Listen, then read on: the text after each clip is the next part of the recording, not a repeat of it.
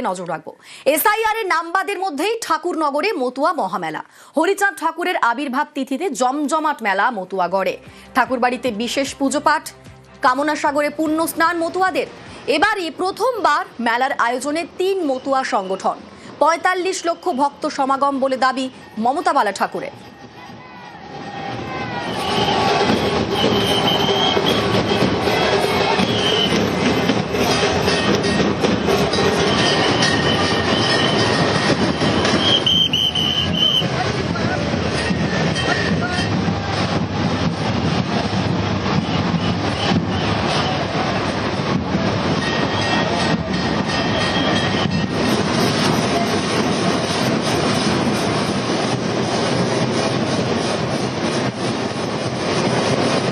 Matua মহামেলাতেও SIR এর নাম বাদে তরজা। এক্স পোস্টে মতুয়াদের শুভেচ্ছা প্রধানমন্ত্রী স্বরাষ্ট্রমন্ত্রীর। মতুয়াদের নাম বাদে সরব তৃণমূল কংগ্রেস। আমাদের সঙ্গে সরাসরি রয়েছেন প্রতিনিধি অনিরুদ্ধ। এসআইআর এর নাম বাদের তরজা চলছে মতুয়া মহামেলাতেও, দুপক্ষ বিজেপি তৃণমূল কি বলছে তারা?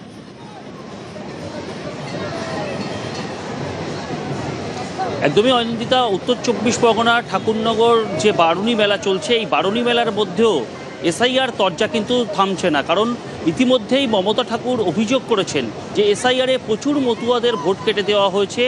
সেখানে টুইট করছেন কেন্দ্রীয় স্বরাষ্ট্রমন্ত্রী, প্রধানমন্ত্রী টুইট করছেন, সেই টুইটকে রীতিমতন কটাক্ষ করছেন তিনি।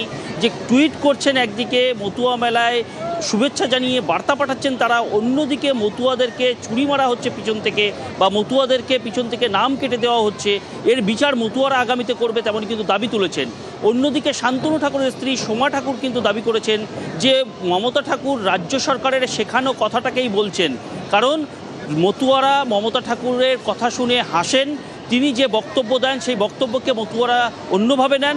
শান্তনু ঠাকুর আগেও একাধিকবার বলেছেন যে মতুয়াদের ভোট কাটা গেলেও তাদের পরবর্তীতে ভোট তোলার ব্যবস্থা করা হবে, সেই দাবিকেই আবার তিনি দাবি করেছেন।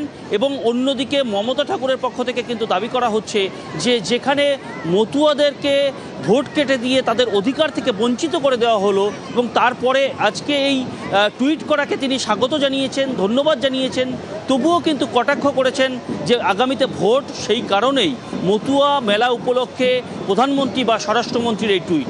অনিন্দিতা, বেশ, ধন্যবাদ অনিরুদ্ধ। ঠাকুরের যদি কেউ তাদের টুইট করে যদি তাদের মহান মানব হিসেবে, ঐশ্বরিক শক্তি হিসেবে যদি সেটা ওরা মনে করে, আমরা তাদের সাধুবাদ জানাই। গতবার তো এটা করেনি, সেই মতুয়া ভক্তরা ভোটগুলো কেটে গেল, তখন তো উনি সেটা দেখেনি। আজকে যে যন্ত্রণা বুকে নিয়ে সেই মতো ধর্মের মানুষগুলো আজকে ঠাকুর বাড়িতে আসছে, উনি টুইট করেছে, আমরা ধন্যবাদ জানাই। কিন্তু গতবার করেনি, কারণ ইলেকশন ছিল না। যে ভক্তরা আপনি ভোট কেটে দিয়েছেন তাকে আগে ভোটের আগে অধিকার দিন, এর জবাবটা মতন আপনাকে দিন।